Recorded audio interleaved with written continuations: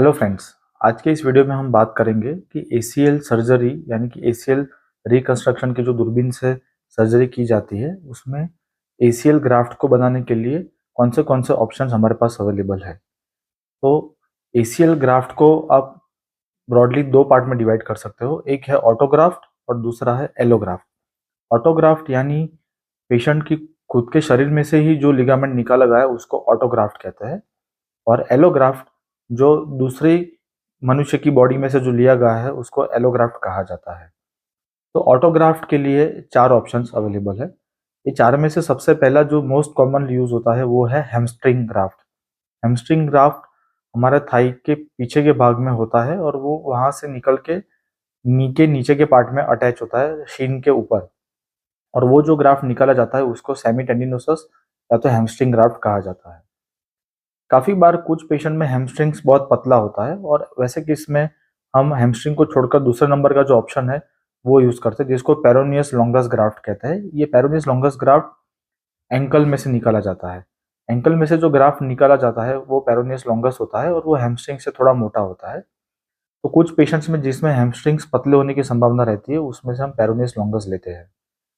तीसरे नंबर का ग्राफ्ट है जिसको क्वाड्रिसेप्स या तो सिक्यूटी ग्राफ्ट यानी कि सेंट्रल क्वाड्रिसेप्स टेंडन ग्राफ्ट कहा जाता है, जो पटेला के ऊपर के साइड पे होता है। स्पेशली रिवीजन सर्जरी अगर हो जिसमें हैमस्ट्रिंग या पेरोनियस दोनों के ऑप्शंस अवेलेबल नहीं हो, या तो फिर मल्टी लिगामेंट यानी कि दो या उससे ज्यादा लिगामेंट इन्वॉल्व हो, ऐसे केस में क्वाड्रिसेप्स टेंडन ग्राफ्ट लिया जाता है। ये क्वाड्रिसेप्स टेंडन की खासियत ये है कि आप उसका diameter during the surgery decide कर सकते हो कि आपको कितना डायमीटर का 9, 10, 11 कितने मिलीमीटर का चाहिए।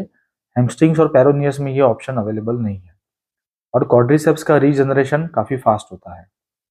और चौथे नंबर का ऑप्शन है जिसको बीटीबी यानी कि बोन पटेला टेंडन बोन ग्राफ्ट कहा जाता है, जो पटेला बोन, बीच का पटेला टेंडन और टिबियल ट्यूबरोसिटी तीनों का कॉम्बिनेशन होता है जिसको बीपीटी ग्राफ्ट कहा जाता है। ये ग्राफ्ट का एडवांटेज ये है कि उसको दोनों एंड पे बोन्स होते हैं और वो फीमर और टीबिया में बहुत जल्दी हीलिंग उसका फास्ट होता है, इसलिए स्पोर्ट्स में अगर आपको रिटर्न करना है तो वो फास्ट होता है। इसका एक डिसएडवांटेज ये है कि front part of the knee में पेन लंबे समय तक रह जाता है बीपीटीबी ग्राफ्ट में। तो मित्रों, ऑटोग्राफ्ट में ये चार ऑप्शंस अवेलेबल है। एलोग्राफ्ट की अगर बात करें तो ये दूसरे पेशेंट जिन्होंने बॉडी डोनेट की है उसमें से निकाला जाता है और उसको सप्लाई किया जाता है। स्पेशली ये ऑप्शन तब यूजफुल रहता है कि बहुत बार सर्जरी हो चुकी है और बॉडी के खुद के लिगामेंट के ऑप्शंस अवेलेबल नहीं है, रिवीजन सर्जरीज अगर है। इंडिया में एलोग्राफ्ट की बात करें तो अभी बहुत इजीली अवेलेबल नहीं है। वेस्टर्न कंट्रीज यूएस यूरोप वगैरह में बहुत इजीली अवेलेबल है, लेकिन इंडिया में अभी अवेलेबल होना स्टार्ट हुए हैं। इसलिए इंडिया की बात करें तो लॉन्ग टर्म स्टडीज हमारे पास अवेलेबल नहीं है कि एलोग्राफ्ट कितना अच्छा पर्सन की बॉडी में अपटेक होता है और उसका रिजेक्शन होता है कि नहीं। तो फ्रेंड्स, मैं आशा रखता हूँ कि ये वीडियो में आपको ज़रूरी इन्फॉर्मेशन मिली होगी। उसके बाद भी अगर आपको कोई डाउट है, क्वेश्चन है, तो आप हमें लिख के भेज सकते हो। धन्यवाद।